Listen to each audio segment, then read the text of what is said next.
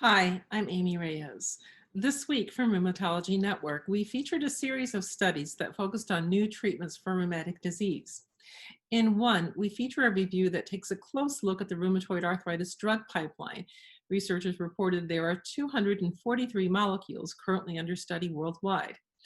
And in another story, we featured a study that showed physicians are still shy about prescribing biosimilars.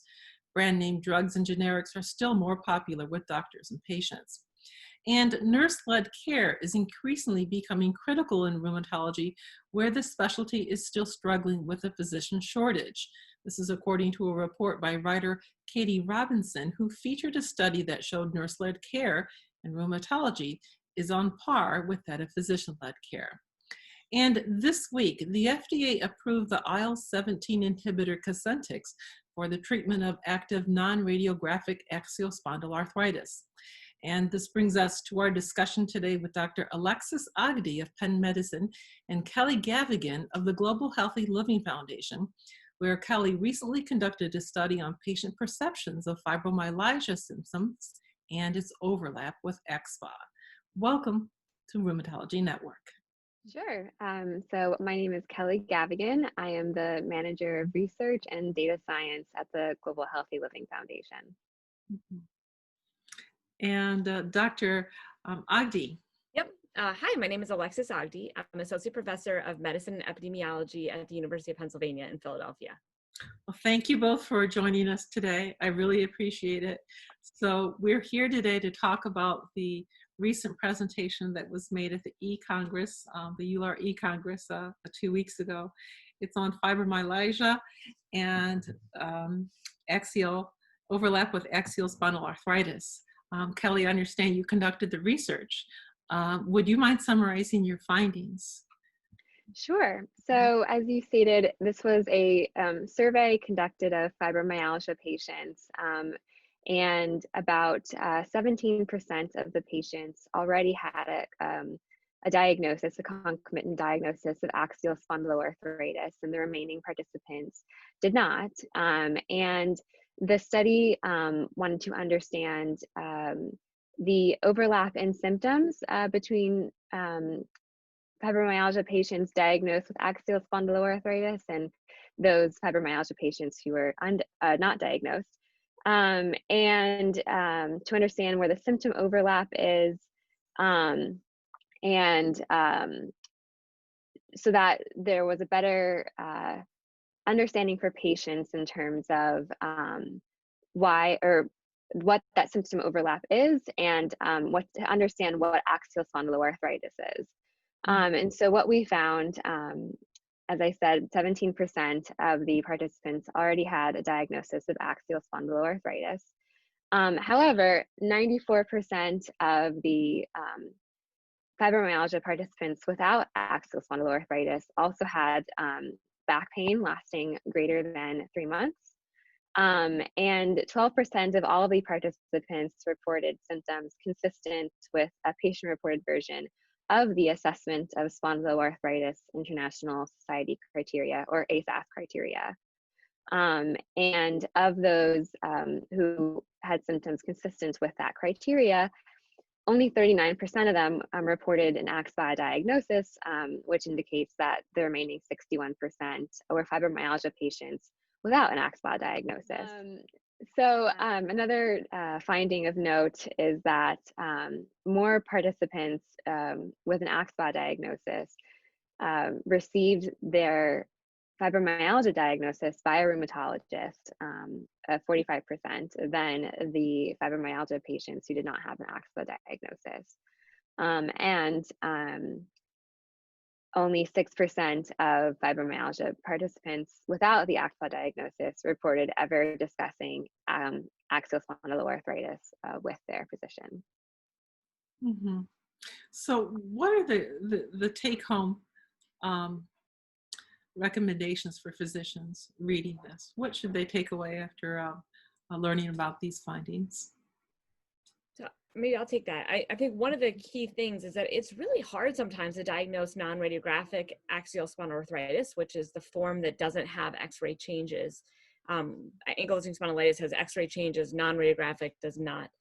And so what we see is there's a large amount of overlap sometimes, and the fibromyalgia patients have many of these symptoms. And so it can be really difficult to sort out who has actual inflammatory disease and who does not. So I think that's one thing, is just being cognizant that someone who looks like they have fibromyalgia or someone who looks like they have axial spondyloarthritis may actually have one or the other. So it's important to keep both of those diagnoses in mind when you're assessing a patient. So there's a lot of overlap between the diagnosis of these two conditions. A patient can have one or the other, but in most cases, they probably have both. No, I think it's the other way around. So among people who actually have axial spondyloarthritis, about 30% of them have both. So, but among patients with fibromyalgia, most don't have it, but some do. So, 10%, 10 to 15% may have it. In this study, we found 17%, and that may be amplified a little bit more. That might be a little higher, or an overestimation of the true overlap. But certainly there can be overlap. So it's important to keep that in mind. Well, it would be a very difficult diagnosis to make, would it not? They're both associated with a lot of pain. Patients probably, when they're in pain, they're not thinking clearly, not able to really describe their pain. How does a doctor go about a proper diagnosis in these cases? Yeah, so there's a couple things. So one is that patients with fibromyalgia often, but not always, have kind of more widespread tenderness and pain in multiple areas. Whereas in axial spondyloarthritis, it should probably be more focused in the back, although you can have peripheral involvement. However, that peripheral involvement should be inflammatory. So if it is joint involvement, you should actually see swelling much of the time. Enthesitis should be discoverable on imaging for the most part, so ultrasound, for example. And then still, at least 60 to 75% of patients with non-radiographic axial SpA have imaging findings on MRI that would suggest an inflammatory cause. So that's where MRI of the sacroiliac joints, for example, is very helpful, because if they have inflammation, then they have non-radiographic axial SpA. But if they don't have inflammation, they may have fibromyalgia. Again, you can have negative imaging sometimes, but that would be more suggestive of fibromyalgia in that case. So if a patient has both conditions, what would be the treatment for someone like that?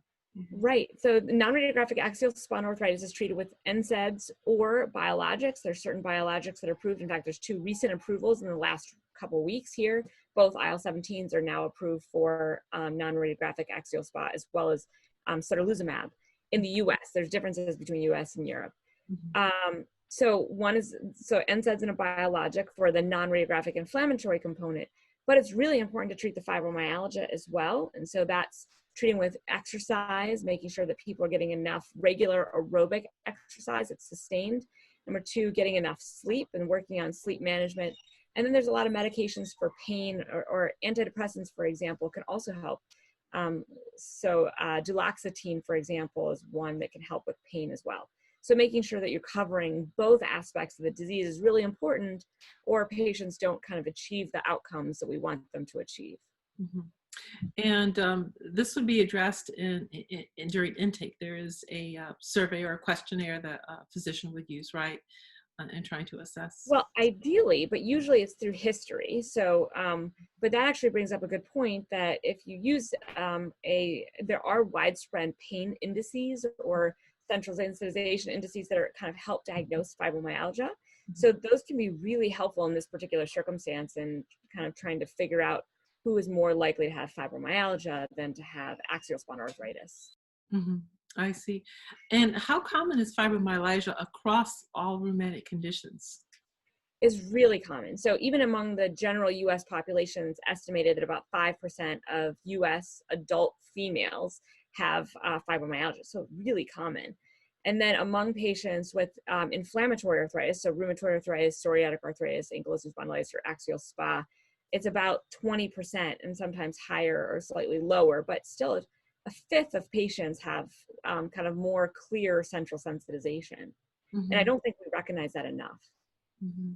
And do they share the same physiological pathways, fibromyalgia and rheumatic conditions? Yeah, that's a great question. So no, there is some overlap in terms of how the brain interprets pain and how the brain's interpretation of pain can kind of get over ramped up, and then that can lead to what we call central sensitization or fibromyalgia, where you have this constant circuits of pain going.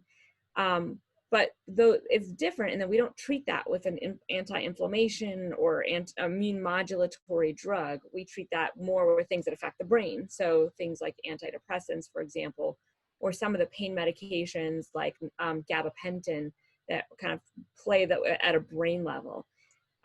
So they are different pathways, but it might be that having one can kind of trigger or stimulate the other, such as having active rheumatoid arthritis may kind of continue to worsen that central sensitization or fibromyalgia. And that's why we need to treat both at the same time to bring them both down. You know, how challenging is it for doctors to assess a patient, to manage them long-term and get these things under control? There are 2 new medications, as you mentioned, newly approved by the FDA.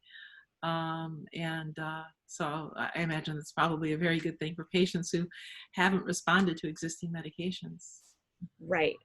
So I think non-radiographic axial spondyloarthritis, I wouldn't say it's easy to treat. There's certainly a large number of people that don't necessarily do as well as we want them to do, but it's actually, you know, treatable. It's quite treatable. Fibromyalgia is more difficult, and I think that there's a stigma attached to fibromyalgia that I wish wasn't there, because it prevents people and unfortunately prevents some rheumatologists from kind of digging into the fibromyalgia component and getting that better.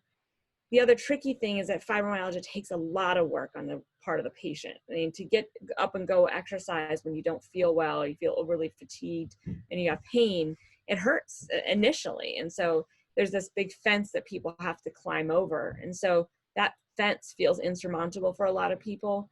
And as rheumatologists, we don't have great training in that. That's not, most of us didn't get good training in how to deal with fibromyalgia. We were taught, especially very early on, that this is kind of all in the head and stuff like that. And that's sometimes, unfortunately, what people think. It is in the head, but it's a brain problem. And so now we know so much more about fibromyalgia in the last 5 to 10 years, and that it is very treatable. But we don't have that training to kind of coach patients through that. And so, and it takes a lot of time, because a lot of those patients have a lot of catastrophizing, and that's kind of part of it, and coping difficulties.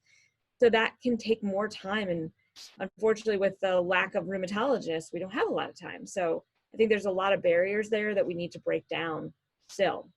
Mm-hmm. So by having this survey, like the one conducted by Global Healthy Living Foundation and Kelly, brings more awareness to physicians and other healthcare providers about this condition, right? I hope so, yeah. And I think that's the other thing we want people to know, is that these patients with fibromyalgia often have these same symptoms as inflammatory arthritis: the morning stiffness, the pain, the tenderness. But if you treat it like inflammatory arthritis, they're not going to get better. So you really have to be able to recognize the difference and treat both aspects. Mm-hmm. So I hope that some of this work helps kind of bring attention to that. Yeah. Well, this has been fascinating. I'd love to follow up with you both and continue to follow this. And I think it's an important issue. I know that our readers are always interested in this subject. It always comes up very high. It ranks very high in terms of our readerships and subjects. So any other closing comments for our readers? Anything else you'd like to share with them before we leave you?